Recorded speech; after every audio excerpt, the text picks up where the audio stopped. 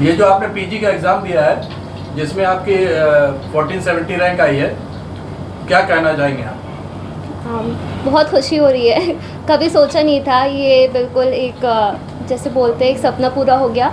जब से यहाँ बीआरडी में मैंने अंडर ग्रेजुएशन स्टार्ट किया था, तब से सोचा था कि हाँ, जब पीजी का एग्ज़ाम दूंगी तो उसमें आई परफॉर्म वेरी बेटर, ताकि मेरे कॉलेज का और मेरे मम्मी पापा का और मेरे घर वालों का, सबका, ताकि नाम रोशन हो सके। तो it's like a dream come true and मेहनत किया है, तो अब जब मिल गया है रिजल्ट तो बहुत खुशी हो रही है। ऑल इंडिया पे 1470 नंबर बहुत ज़्यादा होता है।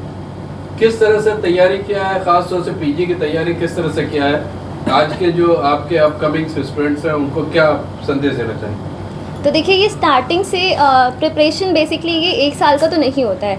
ये आपका पूरा 5.5 ईयर्स जो नॉलेज होते हैं एमबीबीएस का, पूरा क्यूमुलेटिव एक्सपीरियंस होता है। तो ऐसा नहीं होता है कि एक पर्टिकुलर डे से इसकी स्टार्टिंग होती है प्रिपरेशन की। ये प्रिपरेशन आप जब एमबीबीएस में एंटर करते हो, डे 1 से स्टार्ट हो जाती है। तो लेकिन मैंने अपनी पीजी ओरिएंटेड जो प्रिपरेशन स्टार्ट की थी, वो बेसिकली सेकेंड ईयर मैंने स्टार्ट किया था। मैंने डैम्स को ऑफलाइन सेंटर लिया था, ऑफलाइन मेरे कॉलेज के पास था, तो वहाँ मैंने क्लासेस किया था। बट उस वक्त मैं सेकेंड ईयर में थी, तो उतना सीरियस नहीं थी पढ़ाई के लिए। फिर लॉकडाउन आ गया, और जब लॉकडाउन आ गया तो बहुत खाली टाइम था हमारे पास, तो उस वक्त फिर मैंने मैरो ऑनलाइन ऐप है वो लिया था। तो उसके थ्रू फिर मैंने घर पे ही बैठ के पढ़ना शुरू किया। सबसे पहले मैंने अपने वीडियो लेक्चर स्टार्ट किए पढ़ना। तो ऑलमोस्ट मैंने अपने फाइनल ईयर और थर्ड ईयर के सब्जेक्ट्स के जो लेक्चर्स थे वो कंप्लीट कर लिए थे घर पे बैठ के। और उसके बाद फिर मेरा कॉलेज स्टार्ट हुआ, फिर फाइनल ईयर था और इंटर्नशिप। तो बेसिकली मैंने इंटर्नशिप के वक्त अपने सारे जितने वीडियो लेक्चर्स थे मैरो में, वो सब कंप्लीट करिए। And I had my notes prepared. मेरे पास पूरे 19 सब्जेक्ट्स के नोट्स प्रिपेयर्ड थे। फिर उसके बाद इंटर्नशिप के बाद से, इंटर्नशिप मेरे कॉलेज में थोड़ी हेक्टिक होती है और फिर मेरा बैलेंस नहीं हो पा रहा था कि पढ़ाई और प्रिपरेशन साथ में। तो फिर जब मेरी इंटर्नशिप ख़त्म हुई तो फिर मैंने ड्रॉप लिया। फिर मैंने सोचा कि उस साल मेरी अच्छी प्रिपरेशन थी नहीं, दो मैंने नीट पीजी दिया था इंटर्नशिप के बाद 2023 में, बट मेरी ना ही मैंने क्वालिफाई कर पाई थी, और मेरी ऑलमोस्ट 200 समथिंग मार्क्स थे और 1 लाख में रैंक थी। तो दिस इज़ फॉर पीपल जिनको ऐसा लगता है कि अगर उनका इंटर्नशिप अटेम्प्ट अच्छा नहीं हुआ तो वो 1 साल में अच्छा नहीं कर पाएंगे। This is a message to them, because मेरी भी इंटर्नशिप के साथ बहुत कम मार्क्स थे। लाइक मैंने लिटरली कट ऑफ भी नहीं क्लियर किया था।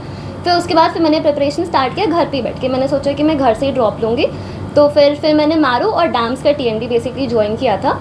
और फिर मैंने बेसिकली अपने सारे नोट्स को बार बार पढ़ा। पहले मैंने एक मेन रीडिंग किया 3 से 4 महीने का, सारे 19 सब्जेक्ट का, और उसके साथ साथ क्वेश्चन बैंक सॉल्व करना, टेस्ट देना, डिस्कशंस, ये सारी चीज़ें बिल्कुल नॉर्मल पाथवे होता है प्रिपरेशन का।